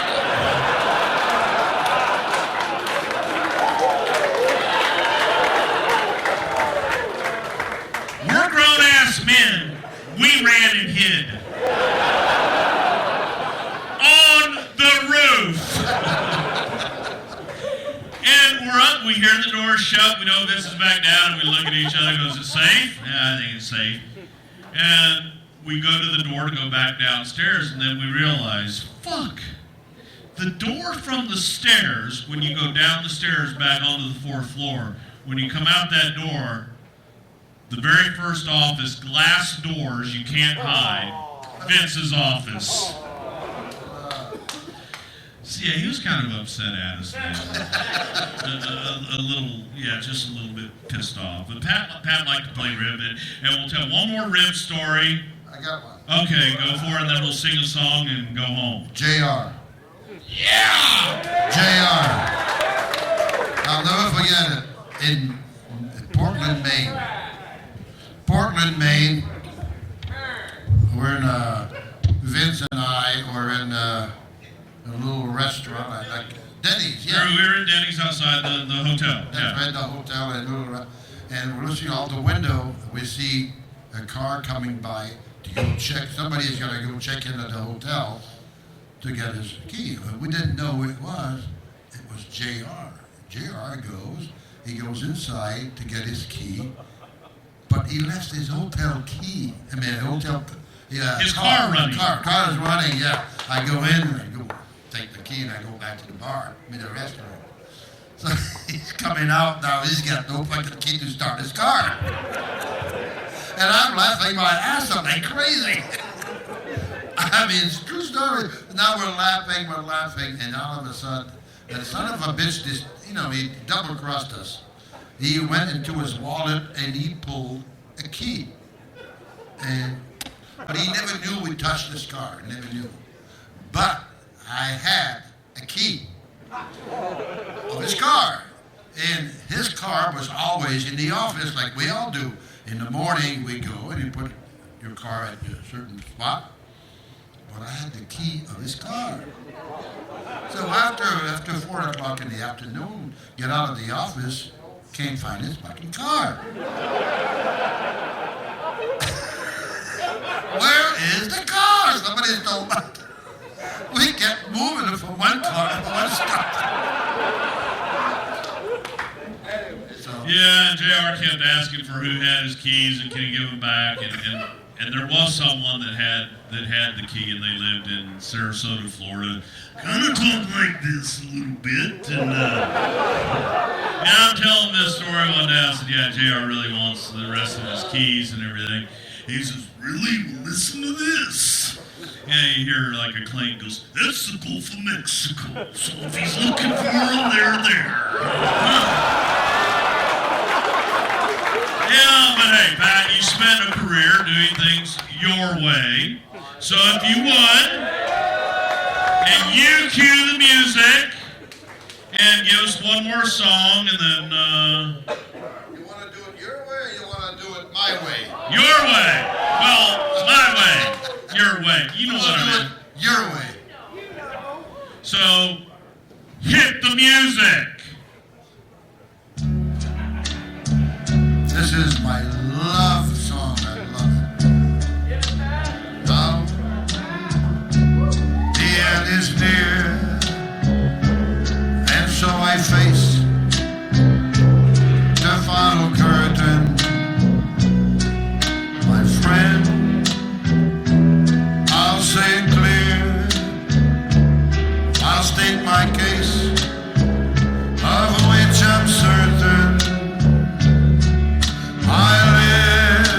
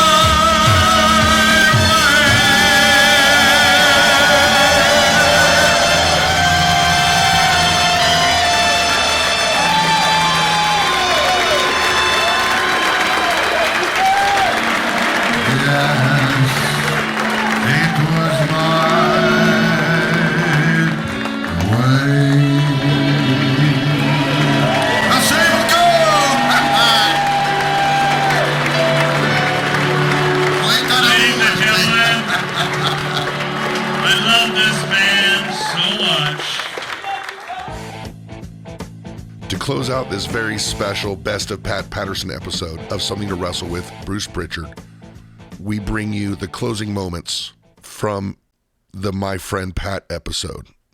And just started having fun with the show, which is what a live event was for. Try shit, but give them some gaga.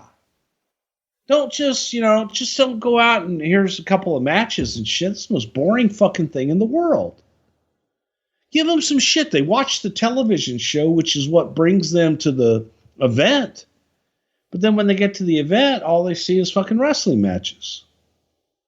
I want to see the personalities. Give me a promo. Give me some shit. Give me a twist and a turn. Make something develop and happen that night that you didn't expect to happen. You can do that in a live event. But it was always the formula, traditional, to, you have your main event. Here's your card. People want to see wrestling matches. They wanted to be entertained. So entertain them. And that was Pat's whole thing. Pat was all about passion. Pat was about being able to go out and try. Every night he would start with a blank canvas. What worked in San Diego may not work in New Hampshire. So you get out there and you get a vibe and you go with it. You play and you paint a new picture each night. Then when you get to television, you decide which story and how that story is going to be told on television. And how. There was never a more stand-up guy. If someone disagreed with Pat went to him, confronted him. Randy Savage was so upset with Pat one time because he felt that he had been slighted because his father wasn't invited to the Old Timers Battle Royal in the Meadowlands. Pat got on a plane and flew to Tampa to confront Randy. So Randy, if you're mad at someone, I'm the guy that made that decision. I'm the guy that made the oversight. Be mad at me, and I'm standing here right in front of you right now. You want to punch me? Punch me. Do whatever it is you want to do. But no, I'm not going to fucking run from you, and I'm not going to not address it, because here's what's happened, and here's why. And that's the kind of guy Pat was. So when you go through years of misunderstanding and putting things on Pat because of his choices in life, to those that have never met the man, and say things like that, I say, fuck you. Because there was not a better, warmer, decent human being. I love throughout all this going back and finding pictures of Pat with the kids when they were babies. Yep. And it was, I don't know who was happier that I had kids, me or Pat and Louie. And they were just, we lost Louie in the middle of that. And he was so influential in all of our lives that, we talked about naming our kids Pat and Louie. Having a boy and a girl, hey, it works. However the fuck you want to slice it. And we changed that, but still, it's the whole life when you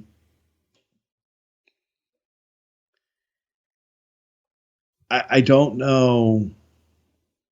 People sometimes will sit there and go, so they'll say, I don't care what people say. Sat there the other day and realized that more than half of my life was spent with Vince and Pat. And, there was 10 years there I was gone from the company, but I still had a relationship with Vince and Pat. And Pat came to our shows. when we did live shows and sang, did his karaoke and was a part of it and told stories and opened up. And I think that allowed people to see him and hear him in a different way. But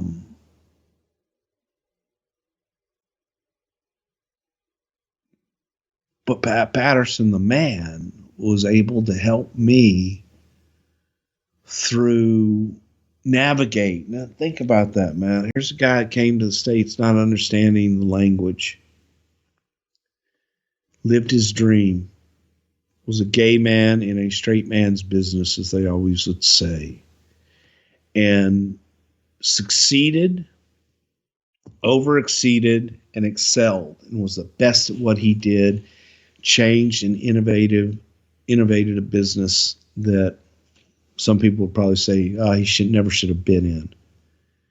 Well, not only should he have been in it, it wouldn't be the same if there were not a Pat Patterson.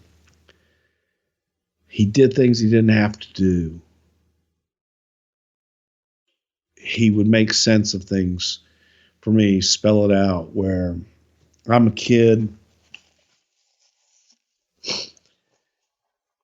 and I don't know. I reacted a certain way, and I probably reacted immaturely. And here's a guy that doesn't have to taking the time to explain to me how I could have handled things differently.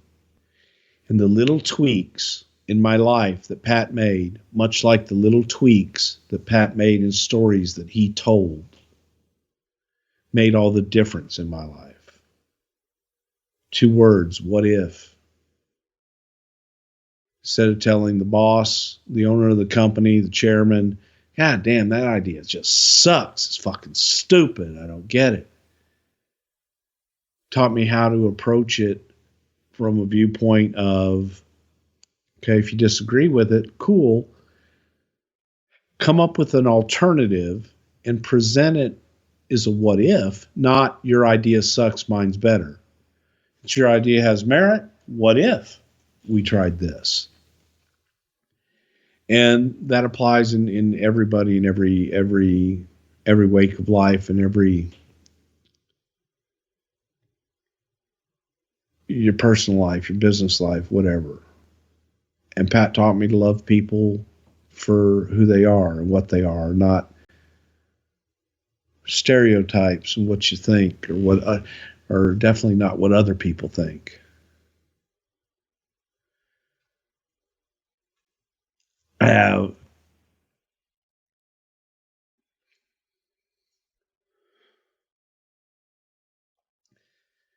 I have the utmost respect and love for that man, that I could only hope that every one of you listening have someone in your life that, like a Pat Patterson, he's a genius.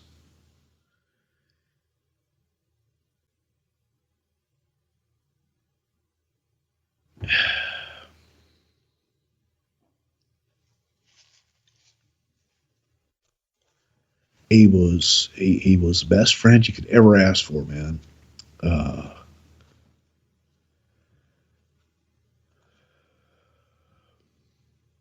Do whatever you wanted. Always there to listen. You always knew where he stood.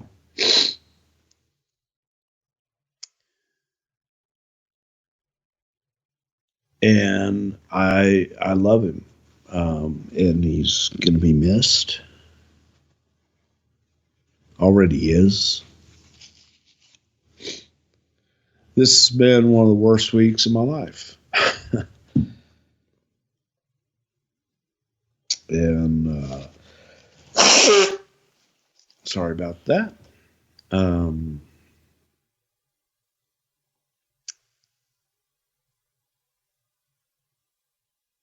losing someone in your life is always hard, but losing someone that is a part of your life and a part of you is even harder. And Pat was so much a part of me. And Jerry Briscoe and I were talking last night, and just, he was so much more. He was so much more than somebody we worked with. And in this business, you have so many acquaintances and you have so many people you know. You have very few true friends that you can say, hey, he's my friend, and I love him. And Pat Patterson, my friend, I love you.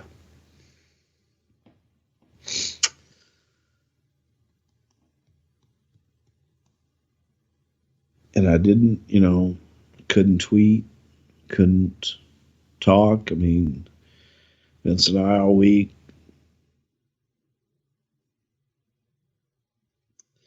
would avoid the subject alone and just tell stories. And some of those I told today. And I'm just sad that I won't have any more. But I'm thankful and grateful for the years that I got to spend and be with him. And to anybody that's a fan of this business, you'll never know the contributions that man made to this business over the last 50 years. And 50 years from now, when somebody says, hey, grab a quick one, that's a Pat Patterson quick one. When somebody else says, up a case, that's Pat Patterson. When you're talking about the 100th Royal Rumble, wouldn't be if that wasn't Pat Patterson. And when you talk about one of the greatest workers, the greatest minds of this business, you're still going to be talking about Pat Patterson and the single best finish man in the business. And that's Pat Patterson. And he's touched so many people's lives and you don't even know it.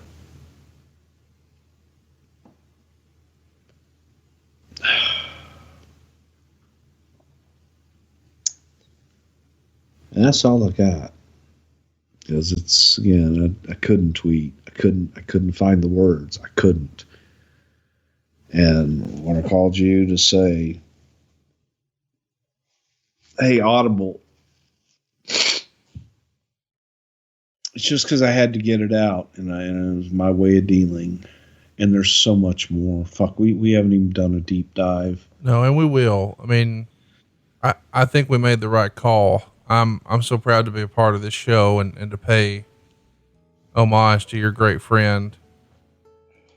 And it's weird because there's so many tentacles to all of this. I think sometimes we fans just think it's, it happens when we turn the TV on, and then when we turn the TV off, it's over. But of course I'm friends with your wife, Stephanie, on Facebook. And when all this happened, she posted a lot of family candid photos through the years of you guys and the kids and Pat and Louie. And for the first time, I texted you a couple days ago and said, I just watched Pat's Hall of Fame speech for the very first time. I never saw it. And obviously the company was in a different place back then, but to just see Pat be so proud to receive that award, and you could see the affection he had for Vince when he thanked him, not only for what he had done for wrestling. And he said, in whatever year it was in the mid 90s, can you imagine wrestling being any bigger than this? But he's going to find a way. And thank you for that. But mostly thank you for being my friend. And you see the smile come across Vince's face, and you just know, I think that's Vince's mom seated to his left. This is a family thing. And it's so wild to see that. And then at the end, again, this is the mid 90s, a different time. He said, I'm going to do this for the very first time. I want to thank a very special guy in my life, a very dear friend, and a companion. And he thanked Louie and said he was going to share this award with him. What a fucking touching moment, man, because this sounds silly now in the context of 2020, but back then that was a big deal. And he was such an innovator and a trailblazer, and so brave, and such a creative genius, and so giving. And yeah, it's immeasurable, the impact he's had, not only on the WWF and not only professional wrestling, but the world, people. And we lost a great one, and there's no way that we can do a show like this and really tell that story in a couple hours. So we're going to do another deep dive on Pat some other time. As I said, I've got 46 pages of notes. I'm rip roaring ready to go. But Bruce, I just wanted today, give you a chance to not talk about what he did, but to talk about how he made you feel, because that's really the memory from the people who knew him the most. It's not the inventor of the Royal Rumble. It's not the first Intercontinental Champion. It's, hanging a noose with Hulk Hogan and peeing all around the car and gimmicking up the steak sauce, and then taking the time with a young, brash, cocky, thinks he's got life figured out office guy and saying, hey now, let me teach you about life. He was all of that to everyone, and to hear it from your perspective, I don't think we could have done him any more justice today. So thank you for being open and honest and vulnerable and real. And Pat Patterson will be sorely missed by a lot of people. He will, and thank you all for listening and giving a shit enough to listen. Pat is the guy that so many ways just made it all happen, and for me personally kept my happy ass together. And Godspeed, and I love you, Pat, and you are missed. We'll be back next week with another episode of Something to Wrestle. He's at Bruce Prichard. I am at Hey, it's Conrad. And none of that matters. Pat Patterson was 79. Okay? Yeah, fuck. I need to get that shit out. I am pretty good. Oh, fuck me, man. I'm fucked up week.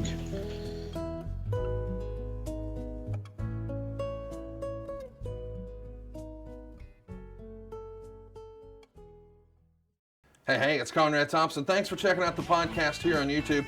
Be sure to hit the subscribe button and the notifications bell so you get a notice anytime we upload some new content. And go save yourself some money right now. If you're in a 30-year loan or you have credit card debt, it's not a matter of if I can save you money. It's a matter of how much. Find out right now for free at SaveWithConrad.com.